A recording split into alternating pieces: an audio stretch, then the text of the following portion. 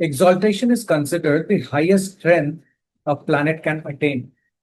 But if that is true, then why do people with exalted planets still struggle in life?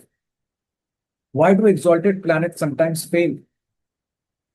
If exaltation guarantees success, then every person with an exalted Mars should be victorious, powerful, and celebrated. Yet, reality tells a different story. Today, we are going to uncover one of the greatest misconceptions in Vedic astrology. Namaste. I'm Kabir Roy, and on this channel, we decode life through real time Jyotish, focusing on patterns, timing, and psychological depth.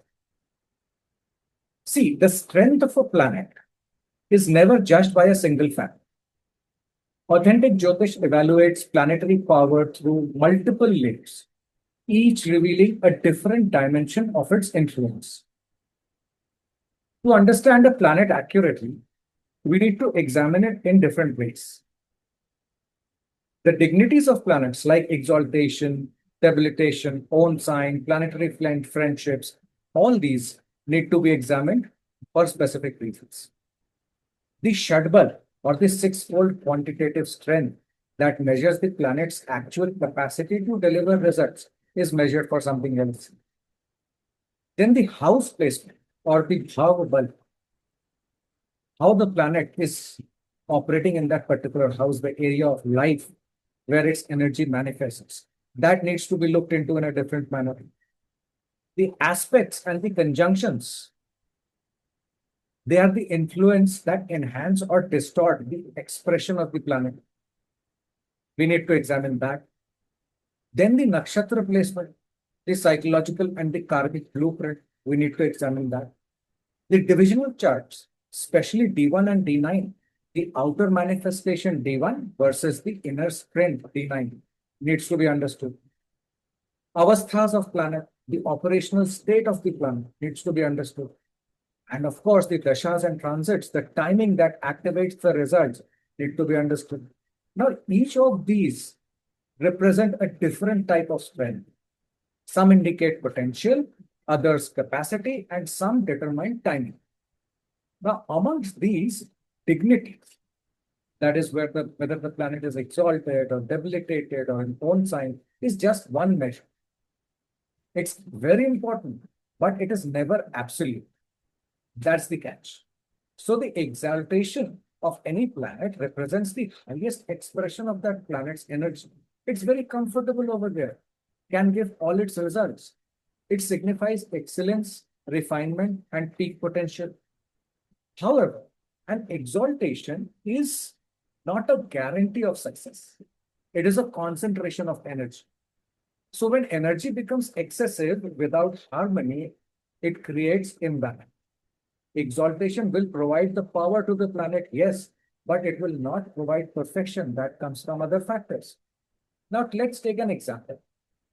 Mars gets exalted in Capricorn, where its raw aggression becomes disciplined and purposeful. And thus, Mars can do its work very well over there.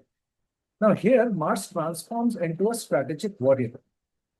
Classical text and descriptions say that when a Mars is exalted, the person can be strong-minded, firm in nature, skilled in weaponry, any type of weaponry, sharp and decisive, self-controlled, courageous, determined, a brave warrior, expert in warfare, powerful, honored by authority or state, etc., etc.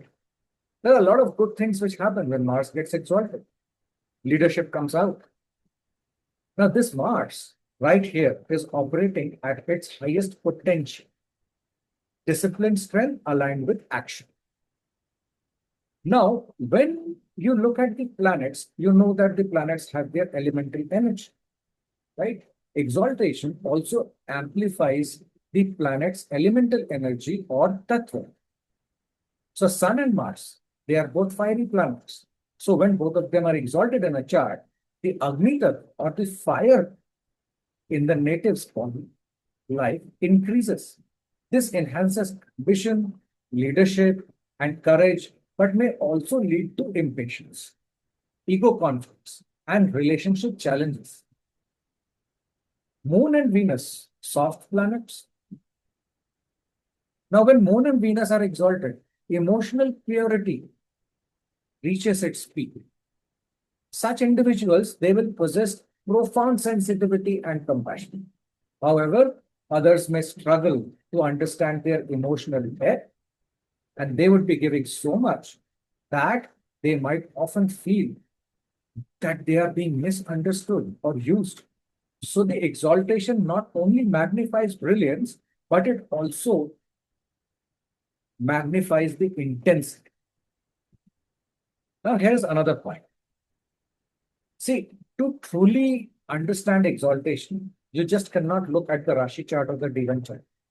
You must analyze the relationship between the natal chart, D1 chart, and the Navamsha chart, that is the D9 chart. Consider this scenario.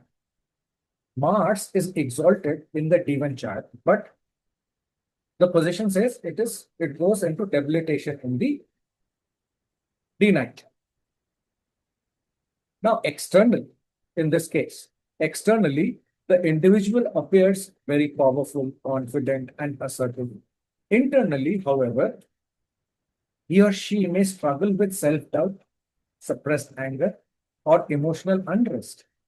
This creates a psychological imbalance.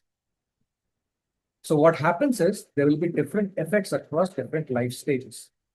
In early life, there will be recognition for courage and determination.